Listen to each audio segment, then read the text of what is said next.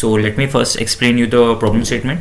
The problem statement is given a sorted array A containing n integers both positive and negative.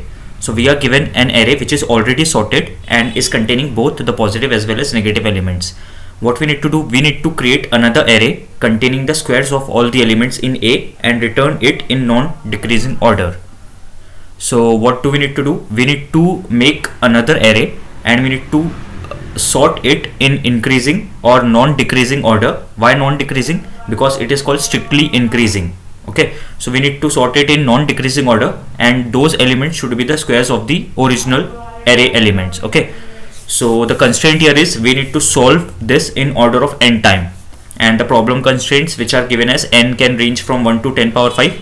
Like we can have 1 lakh elements and each element can range between minus 10 power 3, that is minus 1000 to plus 1000. Okay, so let's have a look at the sample cases. Suppose this is the first sample case containing minus 6, minus 3, 1, minus 1, 2, 4, 5. So as you can see, the given input array is in sorted form, okay, which is minus 6 to plus 5 in increasing order. Now what should be the output? Output should be an array containing the squares of these elements and that should be returned in a sorted order. So what's the thing? Like as you can see, 6 square is 36, 1 square is 1, 2 square is 4, 3 square is 9, 4 square is 16, and so on. Okay, so let's have a look at the other example. Minus 4, minus 5, minus 4, minus 2, 0, 1. So as you can see, this is the input array in sorted order and we need to output in the squares of the sorted order. Okay, so let's so just pause this video for a minute and think of the very easiest approach, like the brute force approach, and then you can resume and watch the solution. Okay, so let's have a look at the most basic solution, which is order of n log n. So what is it? Do what has been told, like just take the square of each of the array elements, like just take 36, 9, 1, 4, 16 and 25 and sort the array obtained after squaring.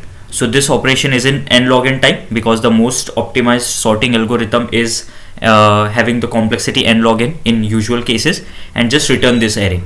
And yeah, that solves the problem for us. Just take square of each of the element, store in another array, sort that array and just return that.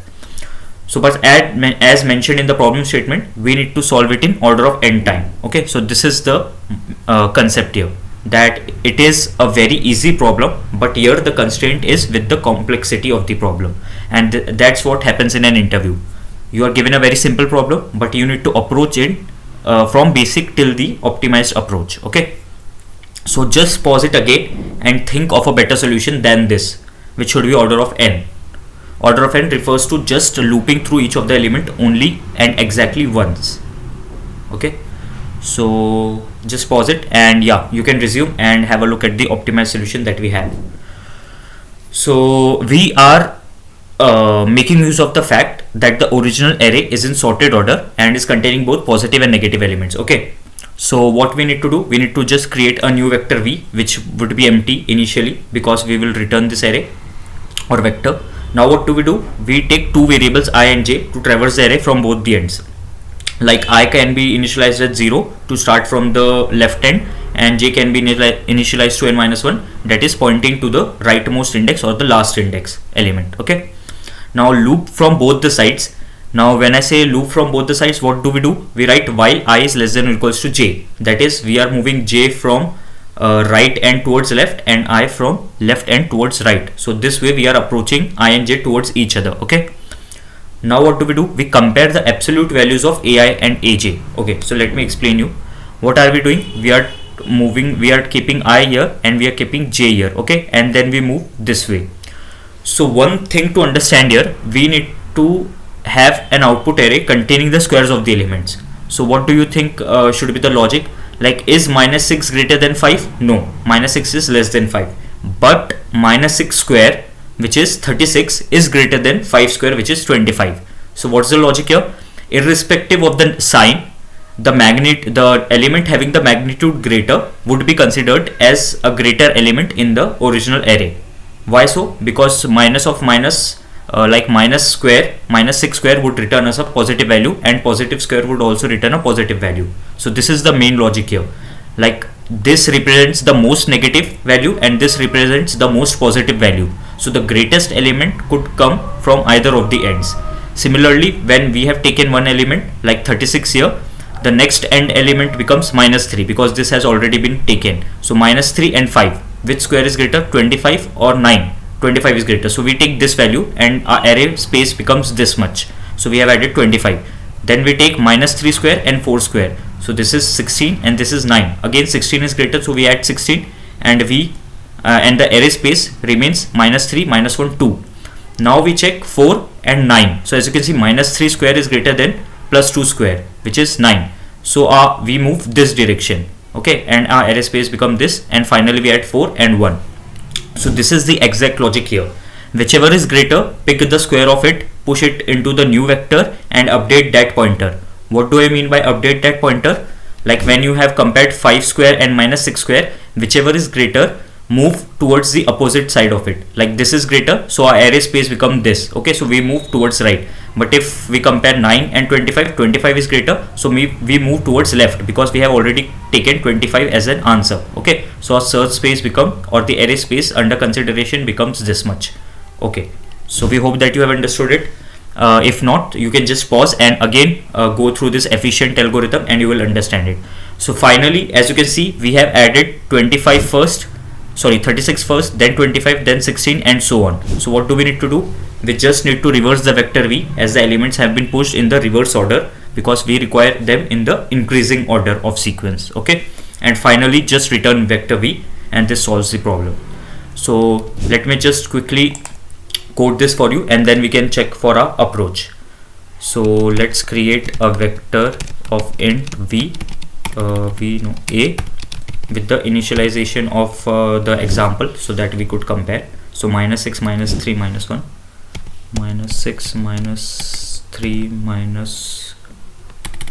-3, -1, and 2, 4, 5, 2, 4, 5. Okay, so this is the sample input, and let's call a method, suppose sort increasing,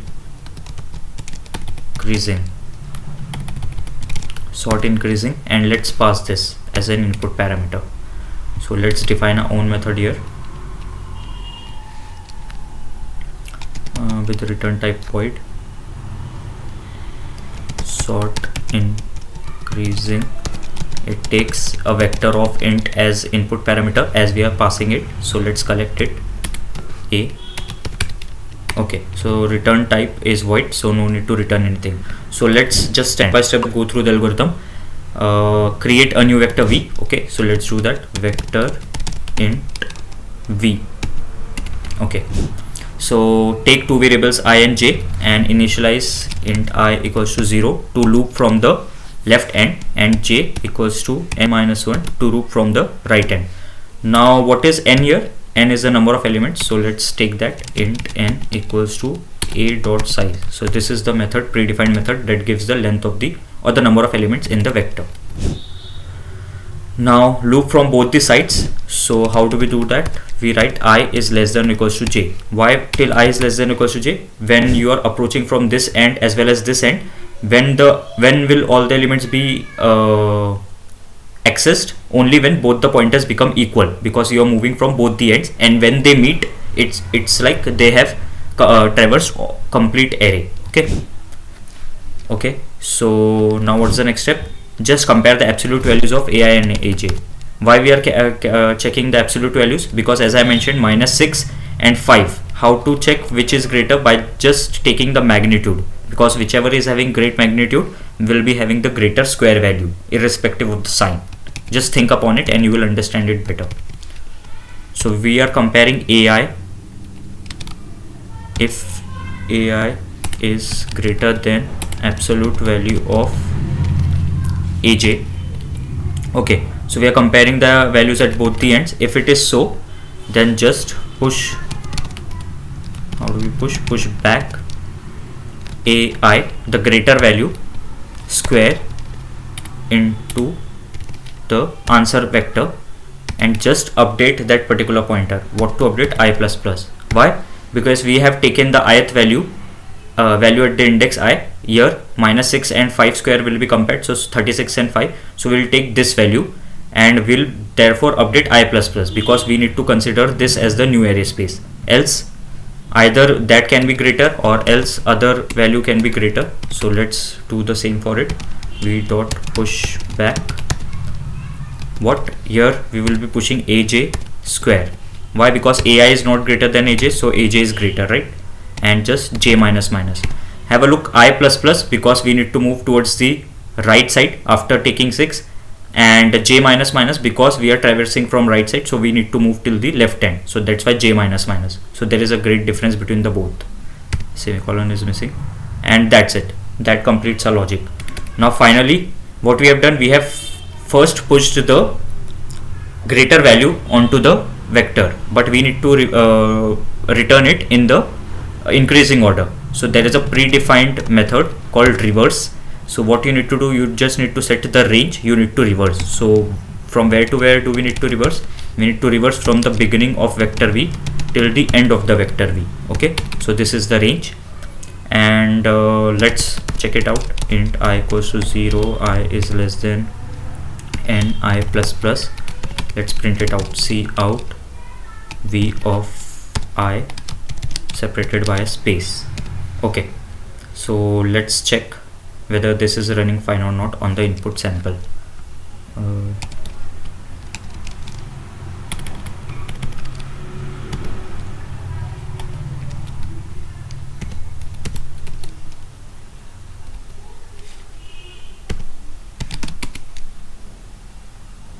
Okay, compiled successfully. Let's just run it.